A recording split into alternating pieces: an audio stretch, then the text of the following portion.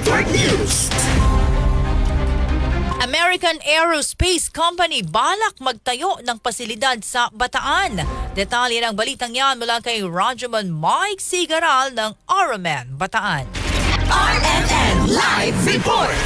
Pinag-aaralan ngayon ng pamahalaang panlalawigan ng Bataan sa pangunguna ni Governor Joet Garcia ang posibilidad ng pakipagtulungan sa Lockheed Martin, isang kilalang kumpanyang Amerikano sa larangan ng depensa at aerospace. Layunin ng pag-uusap na ito na tuklasin ang pagtatayo ng pasilidad sa lalawigan para sa paggawa ng mga F-16 aircrafts, missile systems at iba pang makabagong teknolohiyang pangdepensa. Ayon kay Governor Garcia, tinalakay sa pagpupulong ang posibilidad ng pagtatatag ng isang industrial site sa Bataan na susuporta sa operasyon ng Lockheed Martin sa Southeast Asia. Binigyan din niya na ang lokasyon ng lalawigan na malapit sa mga pangunahing daungan at industrial zones ay ginagawa itong ideal para sa ganitong uri ng malaking proyekto. Dagdag pa ng gobernador, kapag natuloy ang nasabing partnership, inaasahang makalilika ito ng libu-libong trabaho para sa mga Bataeño at higit pa magkapatibay sa imahe ng Bataan bilang sentro ng mga high-value industries sa bansa. Kasama sa Central Luzon, Radyoman Mike Sigaral, Tatak, RMN. RMN Network News.